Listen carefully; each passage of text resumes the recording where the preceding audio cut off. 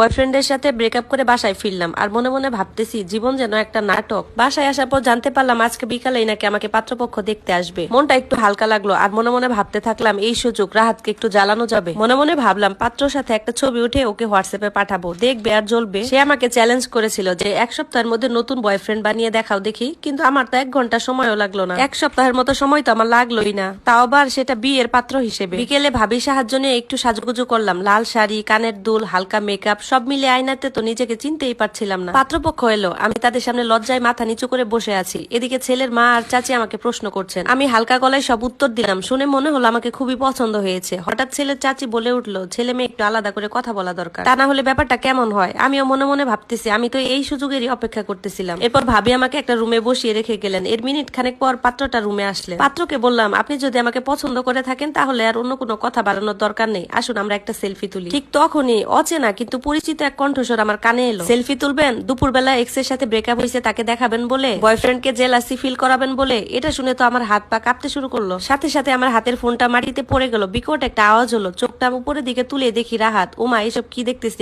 আমি তো পুরো স্তব্ধ হয়ে গেলাম। সে ঠোঁটে হাসি রেখে বলল, তুমি কি ভাবছো আমার সাথে 2 বছর প্রেম করে তুমি অন্য কাউকে বিয়ে করবে? সেটা তো আমি বেঁচে থাকতে কোনোদিনও হতে দিব না। তোমার বিয়ে হবে, তবে আমার সাথেই হবে, আজই হবে। আমি তো হতভম্ব। এরপর বললাম, তুমি কি পাগল নাকি? আজ দুপুরেই তো আমাদের ব্রেকআপ হয়ে গেল। সে বলতেছে, হ্যাঁ হয়েছে, সেটা তো গার্লফ্রেন্ড বয়ফ্রেন্ডের মধ্যে, আর এখন শুরু হবে হাজবেন্ড ওয়াইফের সম্পর্ক। ঠিক তখনই ভাবি দরজায় টোকা দিলেন আর বললেন, তোমরা যদি বিয়ের আগে এত গল্প করো, বিয়ের পর আর কি গল্প করবা? আর কত কথা বলবা? আর বাকিগুলা বিয়ের পরেই না হয় বইলো, বড়রা তো অপেক্ষা করতেছে। রাতের বেলায় ঘরোয়া ভাবে আমাদের বিয়ে হয়ে গেল, কিন্তু রাহাত কেমন করে সব ম্যানেজ করছে আমি বলতে পারি। রাগ অভিমান সব গলে গেল। আমার তো এটা ভেবে হাসি পাচ্ছিল যে দুপুর বেলা আমি যার সাথে ব্রেকআপ করলাম আর রাতের বেলায় তার সাথে বিয়ে হলো, এবং এখন সে আমার স্বামী। 9 বছর পর আজ আমাদের বিবাহ বার্ষিকী। সকাল থেকে রাহাতের প্রিয় খাবারগুলো রান্না করেছি। কেক আনার জন্য দোকানেও গিয়েছিলাম। ফিরে এসে দেখি শাশুড়ি গলা গম্ভীর। উনি বলতেছে, এত আয়োজন কেন? এই কেক আবার কার জন্য? আমি তখন হাসতে হাসতে বললাম, মা আজকে আমাদের বিবাহ বার্ষিকী। উনি তখন ঠান্ডা মাথায় বললেন, 9 বছর হয়ে গেল তোমাদের বিয়ের, এখন একটা সন্তান দিতে পারলা না? আগামী 6 মাসের মধ্যে যদি তুমি কোনো সন্তান না দিতে পারো তাহলে আমার ছেলেকে আমি আরেকটা বিয়ে করাবো। কথাগুলো যেন ছুরির মতো কেটে গেল মনে। চোখের পানি আমি আর আটকে রাখতে পারলাম না। আমি তো কত চেষ্টা করেছি, ডাক্তার, কবিরাজ, তারপরও কোনো কাজ হয়নি। এরপর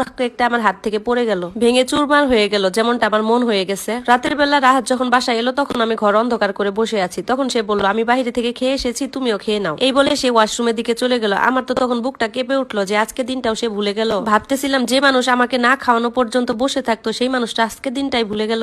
7 মাস পর রাহাত একদম বদলে গেছে। সারাদিন বাহিরে থাকে, ফোন নিয়ে ব্যস্ত থাকে, আমাকে একদমই সময় দেয় না। আমাদের মধ্যে কথাবার্তা কেবলমাত্র প্রয়োজনের মধ্যে সীমাবদ্ধ আছে। মনটা খুবই শূন্য হয়ে গেছে। সেদিন দেখলাম শাশুড়ি মা তাড়াহুড়া করে কোথায় যেন যাচ্ছে। পরে আমি জিজ্ঞাসা করলাম, কই যাচ্ছেন? তখন উনি বলেন, ফিরে এলে জানতে পারবে। মনটা কেমন যেন সন্ধ্যার দিকে ভারী হয়ে এলো। 8:30টার দিকে দরজায় বেল বাজলো। দরজা খুলতে আমার পৃথিবী কেমন যেন থেমে গেল। রাহাত দাঁড়িয়ে আছে, তার পাশে একটা তরুণী, লাল শাড়ি পরা, মাথায় ঘুমটা, নতুন বউ। তখন শাশুড়ি বলল, রুমে যেতে দিবা না? আমি একটু সাইড হয়ে দাঁড়ালাম। এরপর রাহাত আমাকে বলল, রুমে এসো, তোমার সাথে কথা আছে। তিশা, ভয় পেও না, ওর মেয়েটার নাম আলিশা, ওকে আমি বিয়ে করেছি। তুমি ভয় পেও না, তোমার জায়গা অন্য কেউ কোনোদিন নিতে পারবে না। ওকে বিয়ে করেছি একটা বাচ্চার জন্য, মার জোরাজুরিতে। আমি সব চুপচাপ শুনলাম, চোখ বেয়ে পানি ঝরছে, কিন্তু মুখে কোনো শব্দ নেই। শুধু বললাম, নতুন বউ তোমার জন্য অপেক্ষা করছে, তুমি সেখানে যাও। তার চোখে অপরাধ বোধের ছাপ। কিন্তু আজ তো আমি ভেঙে যাব না, কারণ আমি বুঝতে পেরেছি আমি ওর ভালোবাসা নই, আমি ওর প্রয়োজনেই ছিলাম। পরদিন সকালে নিজের হাতে নাস্তা বানালাম। সবাই বসে বসে খাচ্ছে আর আমি পরিবেশন করছি। রাহাত আমাকে বলল, বসো, আমরা একসাথেই খাই। এরপর আলিশাও আমাকে মিষ্টি হাসি দিয়ে বলল, আপু মনে, আপনিও বসেন, একসাথেই খাই। আমিও বসে শেষবারের মতো ওর সাথে খাওয়ার তৃষ্ণা মেটালাম। খাওয়া শেষে নিজের রুম থেকে গোছানো লাগেজটা নিয়ে বের হয়ে আসলাম। শাশুড়ি মা তখন বলতেছে, এই সকাল সকাল কোথায় বেরোচ্ছ?